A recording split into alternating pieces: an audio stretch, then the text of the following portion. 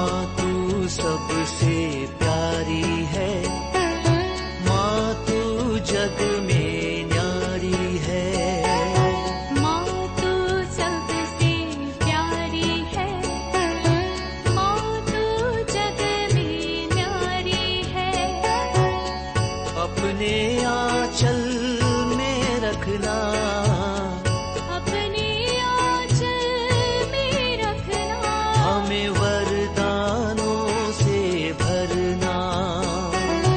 माँ तू सबसे प्यारी है, माँ तू जग में न्यारी है।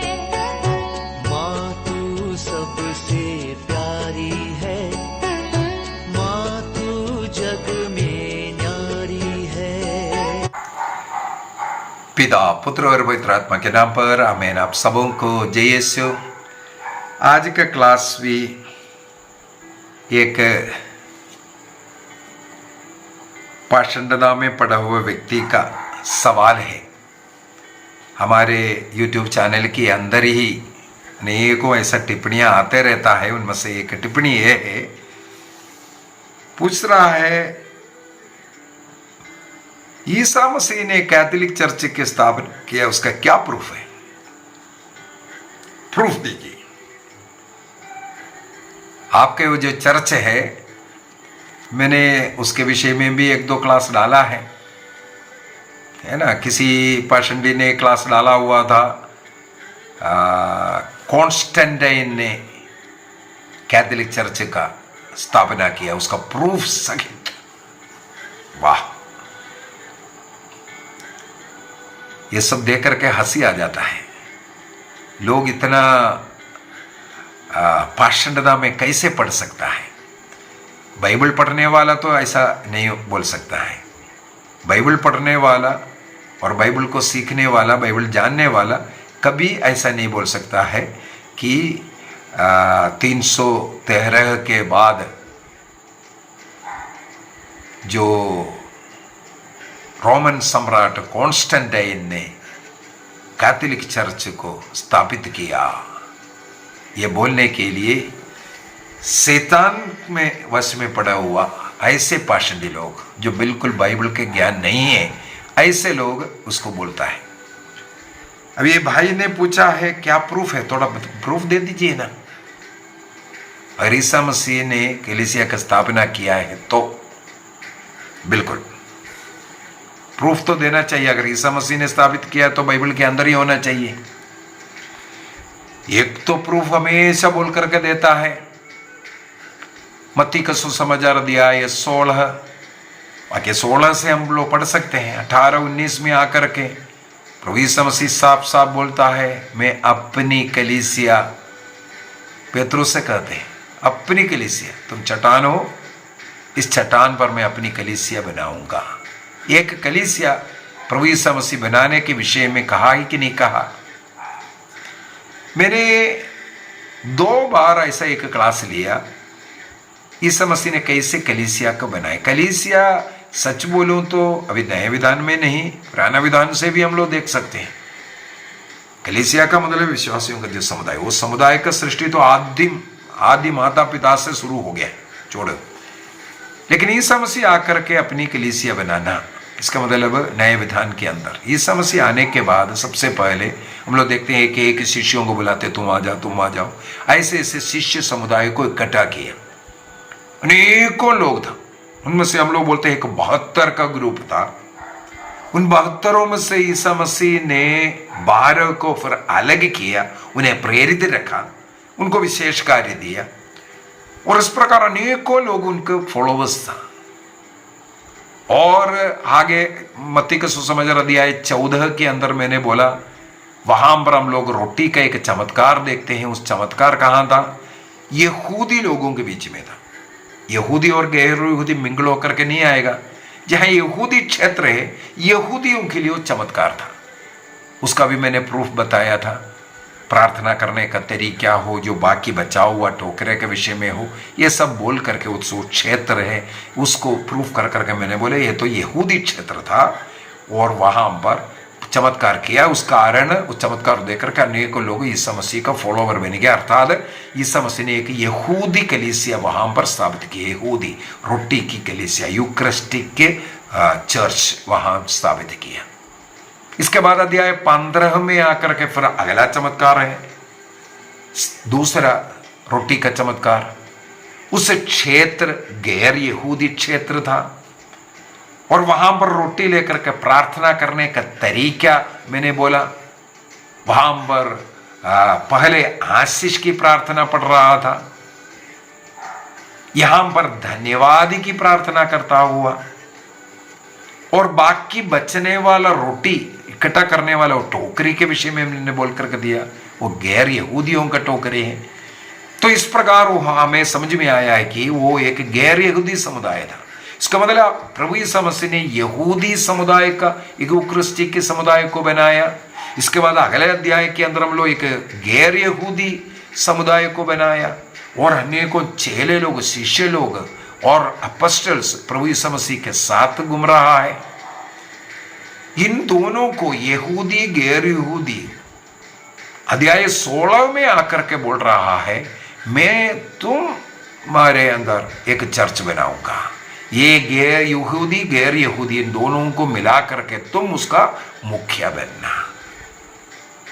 और लूकस के सुसमाचार अध्याय 22 में भी हम लोग देख सकते हैं, प्रभु यीशु मसीह पेतरुस से कहते हैं, शैतान तुम लोगों को ऐसा भगाने वाला है, ऐसा विनाश करने वाला है, लेकिन तुम लोग सब विचलित होकर भागेगा।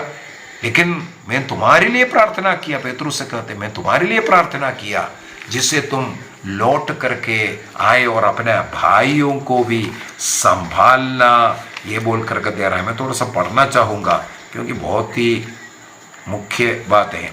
लूकस का सुसमाचार अध्याय 22 का वाक्य 31, लूक चैप्टर 22 वर्स 31, वहां पर लिखा है, सिमोन सिमोन, शैतान को तुम लोगों को गेहूं की तरह फटकने की अनुमति मिलेगी, परंतु मैंने तुम्हारे लिए प्रार्थना किया। सिमोन पेतरुस से कहते हैं, क्या प्रार्थना किया है? जिससे तुम्हारा विश्वास नष्ट ना हो, तुम फिर सही रास्ते में आ जाओ, तो अपने भाइयों को भी संभालोगे। कौन संभालना है? पेतरुस। और 12 शिष्यों का नाम जहां कहीं भी लिखा है पहला पेतरुस, पहला पेतरुस। ईसा मसीह जी उठने के बाद नारी लोग गया था, वहां पर नारी लोगों को स्वर्गदूत मिलते हैं। वो स्वर्गदूत उनसे कहते हैं, तुम लोग जाकर के शिष्यों को बताओ, और स्पेशली बोल रहे हैं पेतरुस को भी बताना। क्यों बोला? क्योंकि पेतरुस मुखिया है। प्रेरित अध्याय 1 के अंदर हम लोगों को मालूम है यूदस मर गया, यूदस के स्थान पर एक और को चुनना है। जिसे मत्तियस का चुनाव हुआ, उस समय पर पेतरुस खड़े होकर के बातें किया। क्यों पेतरुस उठ खड़े होकर के बातें किया? क्योंकि पेतरुस उस समुदाय का मुखिया है, क्योंकि ईसा मसीह ने उसे मुख्य बनाया है। इसके बाद पेंतिकोस्त के समय पर सब शिष्य, माता मरियम और नारी, सब लोग मिलकर प्रार्थना कर रहा था। पवित्र आत्मा समूह पर आया। उस समुदाय में उठ खड़े होकर के किसने भाषण दिया? पेतरुस भाषण दिया। उस दिन 3000 लोग बपतिस्मा ग्रहण, फर्स्ट क्रिश्चियनिटी, चर्च बनने का फर्स्ट कलीसिया वो बोलते हैं, जो पेंतिकोस्त के बाद जो बना। इसके बाद कलीसिया बढ़ते जा रहा था। प्रेरित अध्याय 15 में भी हम लोग देखते हैं, जो सिनड, पहला सिनड काउंसिल बुलाया, उसमें भी 2 जन खड़े होते। एक याकूब, यरूशलेम का बिशप था, और दूसरा पेतरुस, सब कलीसिया, पूरे कलीसिया का मुखिया। इस प्रकार हम लोगों को बाइबल के अंदर ही ईसा मसीह ने एक कलीसिया का स्थापित किया, और उसका मुखिया पेतरुस है करके हमें मालूम है। अभी पेतरुस, पौलुस सबका मृत्यु हो गया। रोमन साम्राज्य उस समय पर सतावट भी शुरू कर रहा है धीरे धीरे। उस समय पर ज्यादा नहीं था, फिर भी सतावट था, सतावट के कारण ही पेत्रुस पौलुस उनका सब शहादत हुआ। आगे हम लोगों को मिलता है पेत्रुस के बाद कौन कलीसिया का मुखिया बना। जैसे आज 266वां पोप पेत्रुस फर्स्ट है, 266वां आज पोप फ्रांसिस है। चर्च के अंदर लिस्ट है उसका पूरा, दिन डेट सहित। ये भी दिखाता है कि कैथोलिक चर्च ईसा मसीह द्वारा जो चर्च बाइबल में जो लिखा हुआ, जो मैं अभी तक जो बोल करके दिया, वो चर्च आज का एक कैथोलिक चर्च है, क्योंकि पोप आज भी इधर है। कुछ और भी एग्जाम्पल मैं दे सकता हूं। AD 96 के अंदर देखो, योहन शिष्य लोग, अनेकों शिष्य लोग उस समय पर भी जीवित है। उस समय के कहानी, उस समय पर रोम में एक क्लेमेंट था। क्लेमेंट चर्च फादर है। वो अपने एक पत्र कोरिंथ में लिखा। कोरिंथ की कलीसिया में कुछ झगड़ा शुरू हुआ था। उस झगड़े का निपटारा रोम से होगा कर करके उन्होंने पत्र लिखा, क्योंकि रोम हेड है, प्राइमेसी दिखा रहा है। कब का पत्र है? आज भी कलीसिया में ये सब प्रिजर्व करके रखा हुआ है। AD 96 का क्लेमेंट ऑफ रोम का। इसके बाद आगे भी हम लोग कई ऐसे लोगों का हमें मिलेगा जो कलीसिया में जो टीचिंग्स जो चला था, जो नियम, और डिडाके बोल करके एक किताब है, डिडाके। आज भी चर्च के पास है वो डिडाके। आदिम कलीसिया का नियम ग्रंथ है, शिष्यों का, प्रेरितों का नियम ग्रंथ कहते हैं। बपतिस्मा कैसा देना है, मिस्सा बलिदान कैसे अर्पित करना है, अन्य संस्कारों के विषय में ये सब, प्रीचिंग कैसे करना है, ये सब कुछ लिखने वाला एक नियम। उस समय पर ये बाइबल वगैरह ऐसा नहीं था। ये बाइबल वगैरह 3री सदी में हुआ। जो फर्स्ट सदी में जो हुआ वो किताब का नाम है डिडाके। उसी नियम को फिर बड़ा सिखाते आ रहा है। उसी के अंदर हुआ कई नियम आज भी हमारे कलीसिया के अंदर है। AD 155 में जस्टिन मार्टियर, मेरे पारिवारिक प्रार्थना एवं धर्म शिक्षा किताब के अंदर भी मिस्सा बलिदान के विषय में जो लिखा, वहां इसके विषय में मैंने लिखा हुआ है। AD 155 में संत जस्टिन मार्टियर शहादत हुआ था। उन्होंने मिस्सा के विषय में उस समय का एक अन्य धर्म के जो राजा है उसको समझाने के लिए, ईसाई लोग क्यों चर्च में रोज जा रहा है, वहां जाकर के क्या कर रहा है, ये सब मिस्सा के विषय में उन्होंने वर्णन किया। क्या हो रहा है, एक एक स्टेप। आज भी वही तरीके से चर्चों में मिस्सा होता है। आज भी वही जो जस्टिन मार्टिन 155 में जो स्टेप्स लिखा हुआ है, वो स्टेप्स जो लूकस का सुसमाचार अध्याय 24 के अनुसार आज भी मिस्सा बलिदान उसी प्रकार है। एक और है 110 में अंत्योक के इग्नेशियस, AD 110 में कलीसिया में जो हायरार्कियल स्ट्रक्चर जो होता है, जो विश्वासीगण, उसके ऊपर डीकन्स, उसके ऊपर प्रीस्ट, उसके ऊपर बिशप, ऐसा जो हायरार्कियल, और जो रोम का जो प्राइमेसी क्यों है, क्योंकि वहाँ पर पहला संत पापा पेत्रुस और जो पौलुस आदि का जो शहादत हुआ, वहाँ उस क्षेत्र को, उस जगह को प्राइमेसी है, ये सब सिखाया लिखाया। और AD 180 में देखो, 200 से पहले, बाइबल बनने के पहले अनेकों लोग लिखा है, उनका पत्र अवेलेबल है।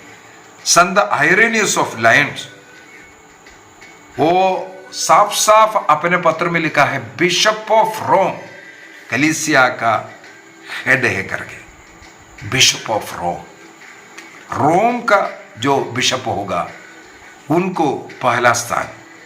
इस प्रकार अनेकों का पत्र ये सब हम लोगों को पढ़ने के लिए मिलता है, वही आज भी कलीसिया में चलते जा रहा है। कलीसिया में जो अधिकार मिला हुआ है, मत्ती के सुसमाचार अध्याय 18 वाक्य 17-18 के अंदर हमें मालूम है, और योहन का सुसमाचार अध्याय 20 वाक्य 23 में पाप क्षमा करने का अधिकार, मत्ती का सुसमाचार अध्याय 28 वाक्य 20 में पिता पुत्र पवित्र आत्मा के नाम पर बपतिस्मा देने का। यह सब कैथोलिक चर्च के अंदर क्यों है? तिमोथी का दूसरा पत्र अध्याय 2 वाक्य 2, तिमोथी का दूसरा पत्र अध्याय 2 वाक्य 2 यही प्रूफ कर करके बता रहा है। इसी के अनुसार ही हम लोगों को रहना है, चलना है, जीना है। तो जो सवाल किया है क्या प्रूफ है, मेरे विचार में इससे बढ़कर के कोई प्रूफ आपको जरूरत नहीं है। बाइबल के अनुसार भी बोला, लेटर्स जो चर्च फादर्स का, इसके बाद जो इतिहास में जो पोप का जो लिस्ट है, यह सब प्रूफ है। ईसा मसीह ने जिस कलीसिया को बाइबल में स्थापित किया है, वही कलीसिया 2000 वर्षों से चल रहा है, वो कभी खत्म नहीं हो सकता। ईसा मसीह ने स्वयं मत्ती का सुसमाचार अध्याय 16 वाक्य 19 के अंदर कहा है, इसमें शैतान का कोई कार्य टिक नहीं सकता है। अनेकों लोग पाषंडता में इस कलीसिया से निकाला गया और चला गया, लेकिन कलीसिया आज भी बढ़ते जा रहे हैं। इतना अधिक टूट होने के बाद कलीसिया उससे ज्यादा कई गुना बड़ा है। कैथोलिक चर्च दिन पर बढ़ते जा रहा है, कहीं भी घट नहीं रहा है। इसी वजह से ये झूठी शिक्षाएं सब बंद कर दो।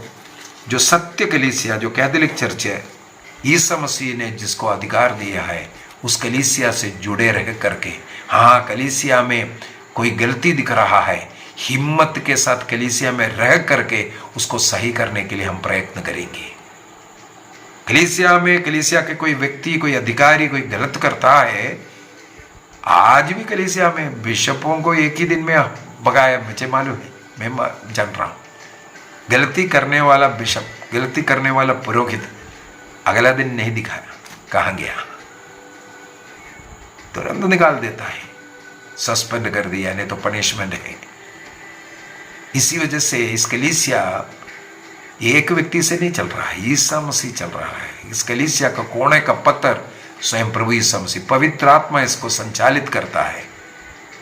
और कलीसिया जो मूर्ख व्यक्ति जो सोचता है केवल पोप का चलता है, पोप फ्रांसिस जो बोल रहा है, नहीं, पोप फ्रांसिस जो बोल रहा है, वहां बिशपों का एक काउंसिल है, वो जो निर्णय कर रहा है वो बोल रहा है। देश का प्रेसिडेंट अगर कुछ अनाउंस कर रहा है, सर्वोत्तम पावर है हमारे देश का प्रेसिडेंट है। कहां जो नियम, जो कानून, जो निर्णय जो लोकसभा में किया है वो पारित हुआ, उसको वहां पर प्रेसिडेंट अनाउंस करता है। इसी प्रकार कैथोलिक चर्च के अंदर जो भी डॉगमा, रूल्स जो भी बना रहा है, ये काउंसिल के द्वारा पढ़ाई करने के बाद, निर्णय करने के बाद, और उसका मुखिया, कलीसिया का मुखिया पोप के नाम से होता है।